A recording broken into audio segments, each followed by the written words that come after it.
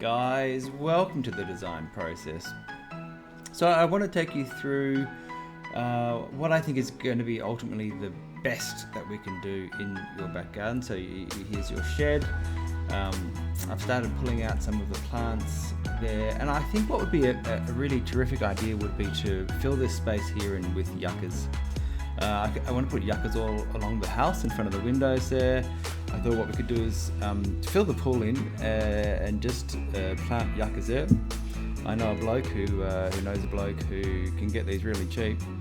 I want to put them down the side. I think that would look really good as well, and along the back fence I think that would look good. And where I've just started pulling out those plants, I think we can get more yuccas in front of the shed there. I reckon that'll look good. Alright, so here's what I want to do. So keeping the magnolia in its position, I want to be able to put this new alfresco roof between the house and the garage. Now, the garage doors I have a problem with. I don't like them, and so I want to put up some beautiful nice timber screens which screen off the timber doors. I want to put in this stone wall with barbecue in front of it, and I'll tell you why I've put it in the middle here as opposed to anywhere else in the property. Nice white ceiling. I've got skylights, and I think it's going to be really important to get light bouncing back into that rumpus room, which is sort of going to be repurposed now. And it's going to become really quite a strong thoroughfare through these doors. So you can see I've knocked the windows out. I've put in. They can be bifold doors. They can be French doors. They can be sliding doors. And deck from house to garage all the way through there. Now, if we just come inside for a moment, and I want to just give you an idea what it's going to look like from the kitchen and the living rooms looking down that hallway, and the reason why I put the timber screens in. So you look down there, you'd otherwise see the garage door. So I really want to be able to screen those doors off, and the stone wall and the barbecue is hiding the second garage door. Now, the first timber screen, it slides in behind the other timber screen, and you can have access to it so that it's a ground level. So I'm not really changing the door. The garage door remains behind it. The skylights, as you can see in the shadow on the ground, brings in lots of light. The downside is with flat glass, you do get it does build up a bit of grime.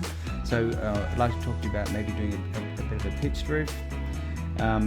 But the introduction of that stone and the barbecue, and this becomes a really good go-to entertaining space. You can see I've got a TV down there. This bulkhead or pelmet above the TV. I want to do down lighting and some special lighting effects on that timber. The magnolias that you've got currently planted from the garage to the deck in front of your kitchen window there, I want to replant them where the yuccas were.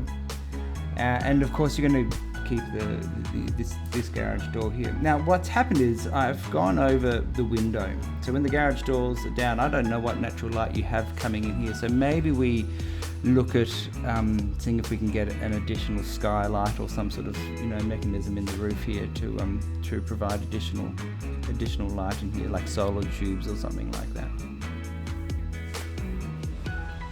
This is a slightly different concept. I want to get rid of the magnolia because it's a very thick, dense green tree. I want to put something like a Japanese maple here. If I had it my way, I would just run that decking all the way down to the screen. So that timber screen slides in behind the stonework. Now, what I've done here is I've put a fireplace in that stonework. The TV is a swiveling TV, and if I had my way, I would just run that decking all the way to that sliding door with the view of putting a nice piece of furniture there and perhaps running the posts back a little bit further so we screen off the other door.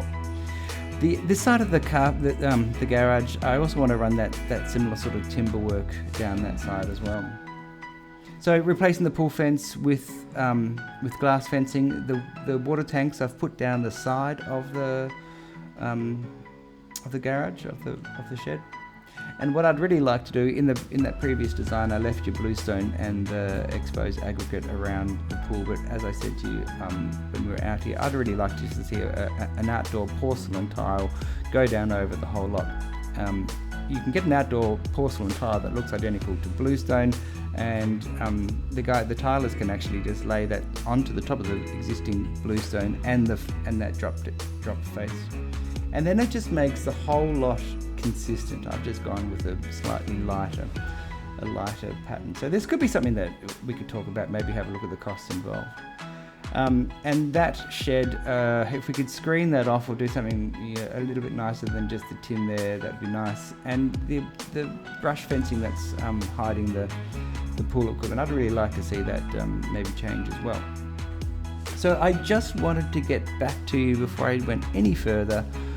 I wanted to see what your thoughts were on this proposed al fresco space and kind of where I'm heading with that, because I think it's going to work really well.